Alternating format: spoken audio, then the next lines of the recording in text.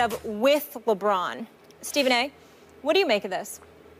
Well, first of all, it's accurate. I don't know about shut the bleep up. I mean, it's entirely plausible because Tyronn Lue does talk like that on occasion. I know for a fact, and we touched on it on this show, that he really checked LeBron, and a few people checked LeBron when they played Miami, was down by 30, and he's sitting up there hugging and yucking it up with Dwayne Wade. That really rubbed Tyronn Lue and others the wrong way, and Tyronn Lue called them on it. And to LeBron James' credit, he manned up and fessed up and said, you're absolutely right. It's not something that'll happen again.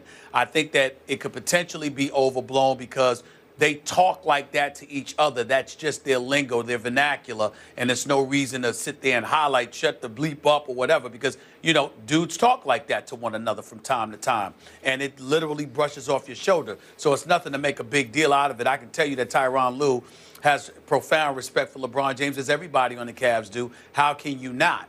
But where Ken Berger's report is accurate even more so, and he does a damn good job, so I'm certainly not trying to critique him or anything like that.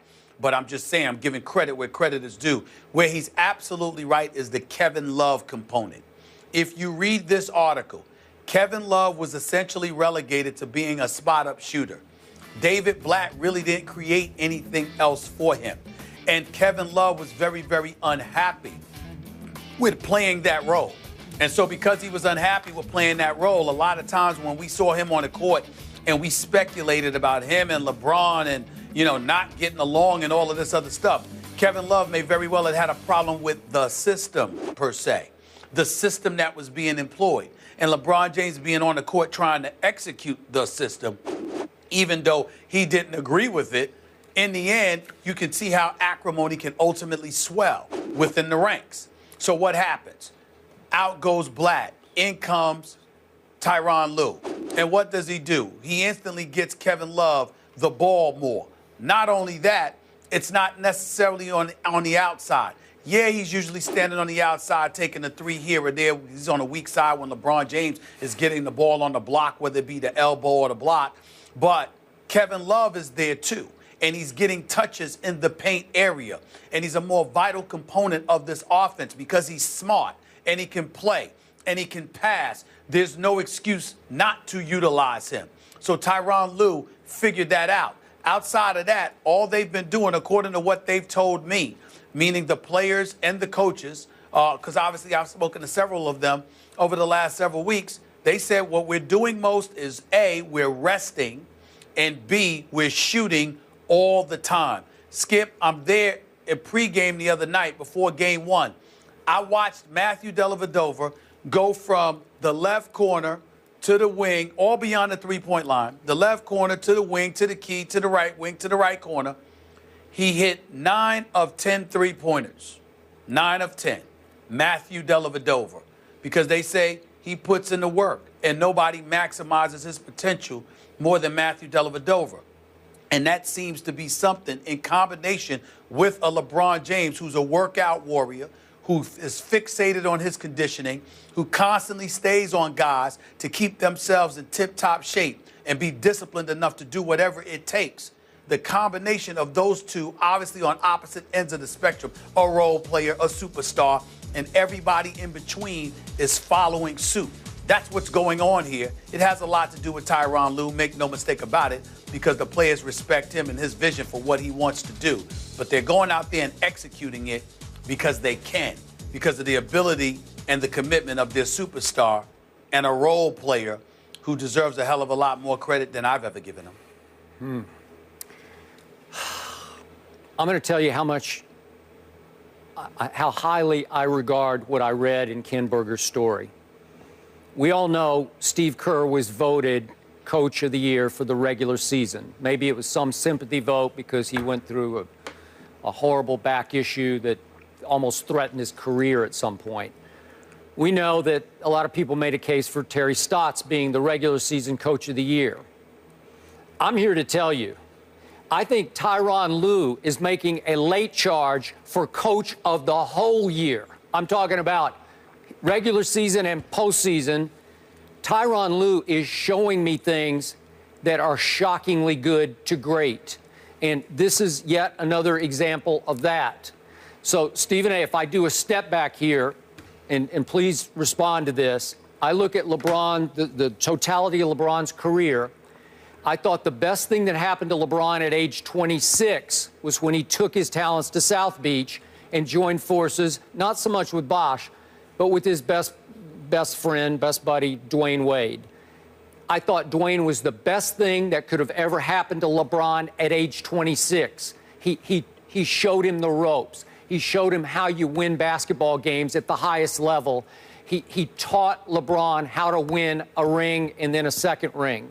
And he was instrumental in just giving LeBron the peace and the comfort of knowing Dwayne's got his back.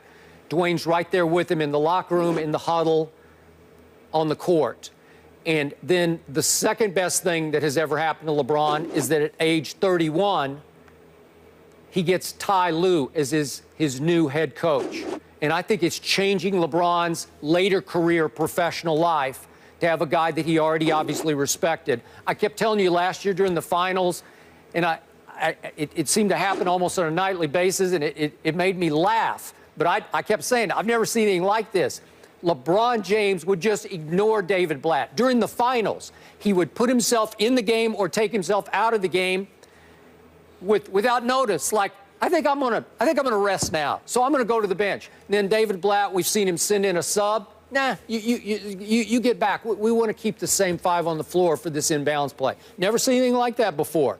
So LeBron was the unofficial head coach of the team, and you know and I know it's tough to make that work because there are going to be some resentments on other players like, are we just chopped liver or what's going on here? And now LeBron is regarded, obviously, as a great player, as the best player on this team, but he's still a player with a head coach who has the last word. And so it was crucial whenever this happened, this shut up moment, it was crucial to just show the team, not LeBron, just show the team, I got this. I'll have the last word here. And if LeBron says, I'm good, then everybody's good, and they can actually become a basketball team. I just think it's essential. Well, I think it's great for LeBron James. All I'm saying is let's not act like something happened where, Tyronn Lue was just disrespectful to LeBron James. They're tight. He has tremendous respect for LeBron. Not to mention the fact that before any kind of conversation, whether it's him talking to LeBron about Miami or whether the whole situation with the huddle took place, before any of that happened, when Tyronn Lue first took the job, Skip, you saw my interview with him when he first got the job. He said one of the first things I did was have a talk with LeBron. You have to allow me to coach you. I have to treat you like I would treat any other player. I can't lead this team unless you allow me to do that. And LeBron James said, absolutely, no problem with it whatsoever. And so we have to look at it from that perspective and understand that we can't come across as saying like Tyronn Lue, yeah, he's running the show, but the hell with LeBron. He has LeBron's support. Because I don't care who you are as a coach. If you don't have the support of your superstar, you're not going to last. And you're not going to be that effective. Just look around. Look around. Think about history. You've covered this game for a long time, Skip, as you so eloquently state on a periodic basis. You've covered this game. Pick the star you want. Pick Magic in L.A. Pick Jordan in Chicago, pre-Phil Jackson. Pick AI in Philadelphia. Pick anybody you want. If you do not have the support of the star, you will not succeed. You will be fired. Tyronn Lue, that's right. Tyronn Lue is succeeding because LeBron supports him. So let's make sure we keep that in mind. Obviously, if a brand new coach had come in with little to no relationship with LeBron and had pulled that stunt in a huddle, shut up. It's over, man. You have burned the bridge because you would humiliate LeBron in front of the rest of the players. Clearly, he was an assistant. I'm not saying that LeBron demanded that he be elevated into head coach, but clearly he was LeBron's guy. That LeBron blessed that choice. And so they Absolutely. So they had rapport, they had a connection. They might have even had a discussion that Ty Lue says, hey, at some point in front of the team, I'm going to have to make it clear that I'm in charge. And LeBron clearly went along with it because they are functioning right now at the highest level.